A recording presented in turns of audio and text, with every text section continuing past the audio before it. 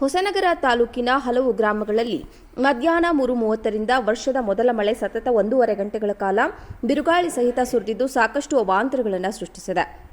ಬಿರುಗಾಳಿ ಹೊಡೆತಕ್ಕೆ ನೂರಾರು ಅಡಿಕೆ ಗಿಡಗಳು ನೆಲಕ್ಕೆ ಬಿದ್ದಿವೆ ಮತ್ತು ಕೆಲವು ಮನೆಗಳ ಮೇಲೆ ಮರ ಬಿದ್ದು ಹಾನಿಯಾಗಿದ್ದರಿಂದ ರೈತರು ತೀವ್ರ ಆರ್ಥಿಕ ಸಂಕಷ್ಟಕ್ಕೆ ಸಿಲುಕಿದ್ದಾರೆ. ಲಕ್ಷಾಂತರ ರೂಪಾಯಿ ಸಾಲ ಮಾಡಿ ಬೆಳೆದ ಬೆಳೆ ಮತ್ತು ಕಟ್ಟಿದ ಮನೆ ಬಿರುಗಾಳಿಗಳಿಗೆ ಸಿಲುಕಿದ್ದು ಸಂಪೂರ್ಣ ತೋಟವೇ ನಾಶವಾಗಿದೆ ಎಂದು ರೈತ ಶ್ರೀನಿವಾಸ್ ಅಳಲನ್ನು ತೋಡಿಕೊಂಡಿದ್ದಾರೆ. ಈ ಭಾಗದಲ್ಲಿ ಬೀಸಿದ ಬಿರುಗಾಳಿಗೆ ಅಡಿಕೆ, ತೆಂಗು ಬೆಳೆ ಹಾಳಾಗಿದ್ದು ಸಂಬಂಧಿಸಿದ ಇಲಾಖೆ ಮನೆ ಹಾನಿಯಾಗಿರುವ ರೈತರಿಗೆ ಹೆಚ್ಚಿನ ಪರಿಹಾರಧನ ವಿತರಿಸಬೇಕೆಂದು ಗ್ರಾಮಸ್ಥರು ಒತ್ತಾಯಿಸಿದ್ದಾರೆ. ಇನ್ನು ಈ ಭಾಗದಲ್ಲಿ ಏಕಾಏಕಿ ಬಂದ ಭಾರೀ ಗಾಳಿ ಮಳೆಗೆ ನೂರಾರು ಕಾಡು ಜಾತಿಯ ಮರಗಳು ಬಿದ್ದ ಪರಿಣಾಮ ಹಲವು ವಿದ್ಯುತ್ ಕಂಬಗಳು ನೆಲಕ್ಕುರುಳಿದ್ದು ವಿದ್ಯುತ್ ಸಂಪರ್ಕ ಸಂಪೂರ್ಣ ಸ್ಥಗಿತಗೊಂಡಿದೆ. ಹಲವೆಡೆ ಮನೆಗಳ ಮೇಲ್ಛಾವಣಿ ಹಾರಿ ಹೋದ ಬಗ್ಗೆ ವರದಿಯಾಗಿದೆ.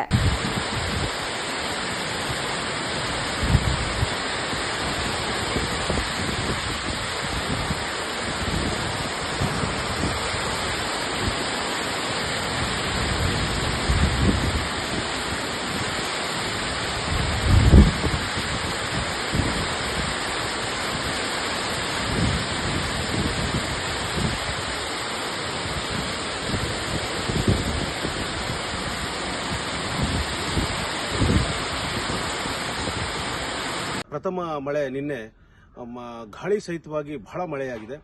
ಒಂದಿಷ್ಟು ರೈತರ ಮುಖದಲ್ಲಿ ಸಂತಸವನ್ನು ಕಂಡ್ರೆ ಒಂದಿಷ್ಟು ರೈತರ ಮುಖದಲ್ಲಿ ಬಹಳ ದುಃಖದ ಸಂಗತಿಗಳನ್ನ ಕಾಣ್ತಾ ಇದ್ದೇವೆ.